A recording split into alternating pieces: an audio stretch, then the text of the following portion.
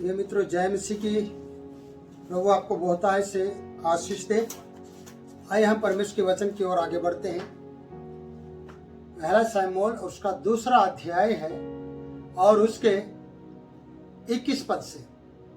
प्रियो, यहाँ पर हम देखते हैं कि यहोवा ने हन्ना की सुधि ली और वह गर्भवती हुई और उसके 3 बेटे और 2 बेटियां उत्पन्न हुई। परमेश्वर ने हन्ना की सुधि ली, उसके 3 बेटे और 2 बेटियां हुई, क्योंकि परमेश्वर सुधि लेने वाला है। परमेश्वर बेसुध नहीं है कि वो आपकी सुधि नहीं लेगा।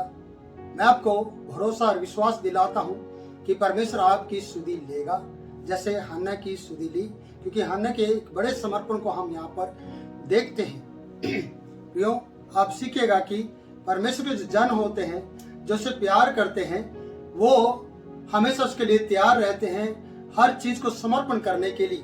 तो यहाँ पर कहते हैं कि 3 बेटे और 2 बेटी उत्पन्न हुई और यहोवा के शमूएल, बालक शमूएल यहोवा के संग रहता हुआ बढ़ता चला गया। अगर परमेश्वर ने हन्ना के द्वारा जो अर्पण किया गया एक पुत्र को लिया, वो परमेश्वर को एक बड़ा अभिषिक्त व्यक्ति भी बना, तो हन्ना को परमेश्वर ने अकेला भी नहीं छोड़ा, क्योंकि परमेश्वर उसकी सुधि ली।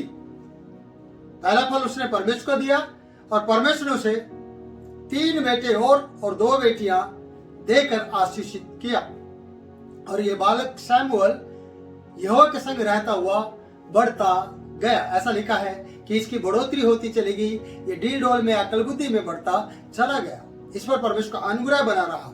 और आगे लिखा है, एली तो अति बुढ़ा हो गया था। ये बढ़ता जा रहा था, एली बुढ़ा होता जा रहा था और बहुत ज्यादा बुढ़ा हो गया था।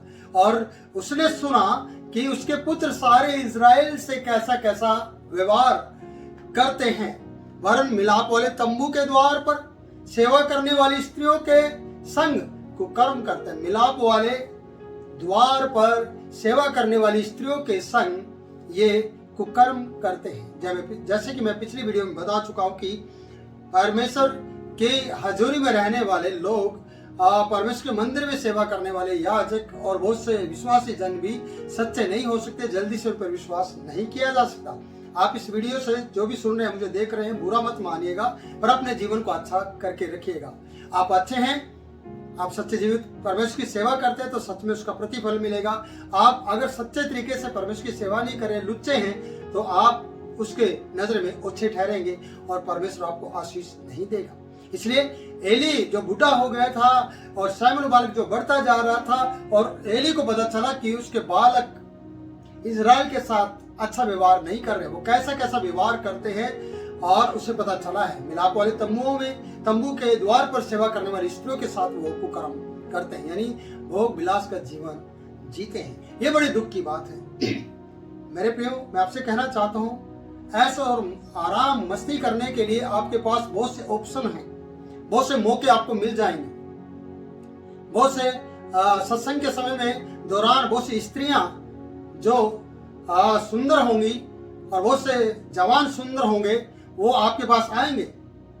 हो सकता वो उनका जीवन अच्छा हो और ना भी अच्छा हो, दोनों बातें हो सकती हैं, पर आपको सोचना है कि आप किसकी सेवा करते हैं। कहीं आप उनके सुंदरता पर मोहित होकर अपने जीवन को बर्बाद ना कर लें। इसलिए पीनहास और ओपनी को हम देखते हैं कि उनके जीवन अच्छे नहीं थे, और उसके पिता को समाचार मिलता था कि तेरे पुत्र इजराइल के साथ गलत व्यवहार कर रहे हैं। और मिलाप वाले तंबुओं में की जो सेवा करते हैं, मिलाप के द्वार पर जो सेवा कर रहे हैं, मिलाप वाले तंबू के द्वार पर कौन? स्त्रियां जो वहां पर काम करने वाली होंगी, बहुत सी सेवाएं उनको मिली होंगी, और उनके साथ भी वो क्या कर रहे हैं? कुकर्म कर रहे हैं। ये दुख की बात है। अगर एक याजक और याजक के रूप में चुने गए लोग, या उनको बनाया गया याजक के रूप में भेजा गया, सौंपा गया, सेवा दी गई, और वो इस तरीके कुकर्म कर रहे हैं, मनमानी से वो मांस मछली खा रहे हैं, मनमानी से वो परमेश्वर की सेवा का गलत फायदा या नाजायज फायदा उठा रहे हैं, तो प्रियो याद रखना, परमेश्वर की नजर उन पर है और परमेश्वर इस बात का प्रतिफल देगा, सजा देगा। अगले 23वें पद में चलते हैं, 2 का 23 में। वहां पर इस प्रकार से लिखा है, प्रियो, तब उसने उनसे कहा, एली ने कहा, तुम ऐसे काम क्यों करते हो? सवाल किया, तुम ऐसे ऐसे काम क्यों करते हो? मैं इन सब लोगों से तुम्हारे कुकर्मों की चर्चा सुनता हूं, कुकर्मों की चर्चा सुनता हूं। ये मेरे बेटो ऐसा ना करो, एली ने कहा, क्योंकि जो समाचार मेरे सुनने में आता है वह अच्छा नहीं है। जिस प्रकार का समाचार मैं सुन रहा हूं वो अच्छा नहीं है। तो यहोवा की प्रजा से तुम यहोवा की प्रजा से अपराध करते हो। बड़ी दुख की बात है कि वो यहोवा की प्रजा से क्या करते हैं? अपराध करते हैं। यदि एक मनुष्य दूसरे मनुष्य का अपराध करे, ये मेन बात है, मैं आपको बताना चाहता हूं, तो परमेश्वर से क्षमा, उसका न्याय करेगा। अगर एक मनुष्य किसी का दूसरे का अपराध करे तो परमेश्वर उसका क्या करेगा? न्याय करेगा।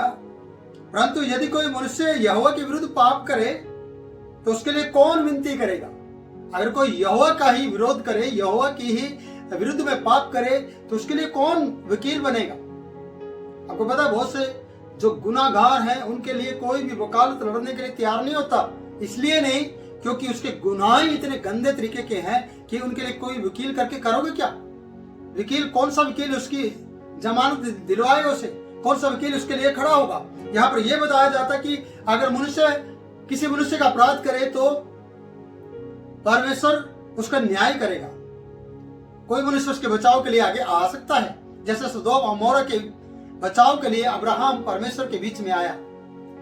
सदोम अमोरा और परमेश्वर के बीच में अब्राहम आकर परमेश्वर से विनती करता है, धर्मी जन कोई मिल गया तो क्या परमेश्वर तू नाश करेगा? अगर वहां पर 50 धर्मी जन मिले तो मेरे वीडियो ये अलग हो जाएगी, पर मैं कहना चाहता हूँ बीच बचाव में मनुष्य के अपराध के लिए कोई बीच बचाव में आ सकता है। यदि कोई परमेश्वर का ही अपराध करे तो उसके लिए कौन विनती करेगा?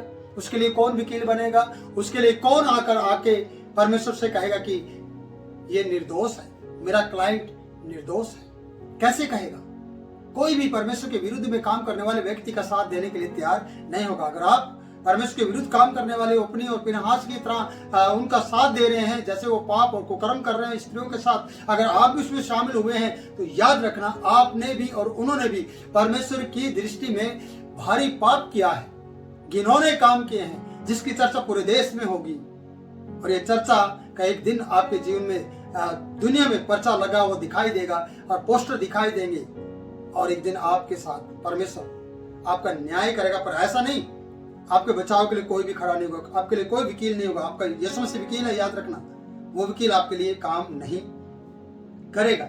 इसलिए बताता है कि वचन बता रहा, कौन विनती करेगा? तो भी उन्होंने अपने पिता की बात ना मानी। परमेश्वर के जन ने उन्हें समझाने की कोशिश की, भाई परमेश्वर के विरुद्ध करने के लिए कोई भी व्यक्ति जो परमेश्वर के लिए नजर में पाप करता है, उसका साथ देने के लिए या उसके लड़ाई या उसका वकील बनने के लिए कोई भी तैयार नहीं होगा। परमेश्वर से कोई भी उसे बचा नहीं सकता है। इसलिए उन्होंने उसकी पिता की बात को नहीं माना, क्योंकि यहोवा की इच्छा उन्हें मार देने की थी, मार डालने की इच्छा थी परमेश्वर की। सोचिए प्रियो, परमेश्वर की इच्छा आपके प्रति और मेरे प्रति क्या है, इस बारे में भी हमें सोचना है। अगर हमारा जीवन फिनहास और होपनी की तरह जिंदगी जीने का है, या हम उसकी तरह जिंदगी जी रहे हैं, तो याद रखना परमेश्वर की इच्छा उन्हें मार देने की थी, और हमारे लिए भी उसकी इच्छा ऐसी ही हो सकती है। तो प्रियो, मैं आपसे कहना चाहता हूँ कि परंतु शमूएल बालक बढ़ता गया, 25वां पद है, 26 पद है, और यहोवा और परमेश्वर लिखा है, परंतु शमूएल बालक बढ़ता गया और यहोवा और मनुष्य दोनों उससे प्रसन्न थे। मनुष्य भी प्रसन्न थे और यहोवा भी उससे प्रसन्न थे। जब आप अच्छे होंगे तो परमेश्वर आपसे प्रसन्न होगा, तो दूसरे मनुष्य भी आपसे प्रसन्न होगा। नीति वचन में भी हम देखते हैं, तू परमेश्वर और मनुष्य दोनों का अनुग्रह पाएगा। वो कब? जब परमेश्वर की व्यवस्था की पुस्तक आपके चित्त में चढ़ी होगी, जब परमेश्वर के वचन को आप अपने गले का हार बना लेंगे, टिक्के का काम करेगा आपकी जिंदगी में परमेश्वर का वचन। आप जब अपने हृदय की पट्टियों पे परमेश्वर के वचन को लिख लेंगे, हृदय की पट्टियों पर, तो याद रखना, तब परमेश्वर का अनुग्रह आपके ऊपर आएगा और मनुष्य का अनुग्रह भी आपके ऊपर आएगा। क्या आप नहीं चाहते कि परमेश्वर का अनुग्रह आपके ऊपर आए? क्या आप फिनहास और होपनी की तरह अपना जीवन जीना चाहते हैं? क्या आप याजक होते हुए भी इस तरीके की जिंदगी जी रहे हैं? तो मेरे प्रिय परमेश्वर के सेवक, मैं आपसे कहना चाहता हूँ, परमेश्वर के विश्वासी जन, मैं आपसे कहना चाहता हूँ, आप इस तरीके के जीवन को आज ही त्याग दीजिए। आज ही उस घिनौने कार्य को छोड़ दीजिए और सच्चे दिल से सच्चे परमेश्वर की सेवा कीजिए और परमेश्वर आपकी मदद करेगा। ये 10 मिनट आपकी जिंदगी बदल दे और आप इस वीडियो को और दूसरों तक भी पहुंचाएं ताकि उनका जीवन भी बदले। मेरी किसी भी बात का बुरा मत मानिए, पर मैं परमेश्वर का डर और भय रखते हुए आपको समझाना चाहता हूं कि पीनहास और होपनी के जीवन से उनको कुछ नहीं मिला, क्योंकि परमेश्वर ने मार देना चाहता था। कारण परमेश्वर ने उनको याजक बनाए थे, परमेश्वर की वो सेवा कर रहे थे, लेकिन उनका जीवन लुच्चा था। वो लुच्चे लोग थे और लुच्चे काम कर रहे थे और उसकी सेवा करने वाले स्त्रियों के साथ भी वो गिनौने काम कर रहे थे। और इस कारण से परमेश्वर की इच्छा बन गई, जो सेवा में इच्छा थी और आशीष देने की इच्छा थी, वो मार डालने की इच्छा बन गई। आपकी परमेश्वर की इच्छा आपके प्रति क्या है? जिंदगी देने की है या मौत? इस बात के लिए आपको सोचना होगा। प्रभु इन वचनों के द्वारा आप लोगों को आशीष दे। मैं आपसे विदा लेता हूँ, फिर मिलूंगा नए वचन के साथ नई वीडियो में। प्रभु तब तक के लिए हम सबको, आपको भी संभाले। जय मसीह की। प्रभु आशीष दे।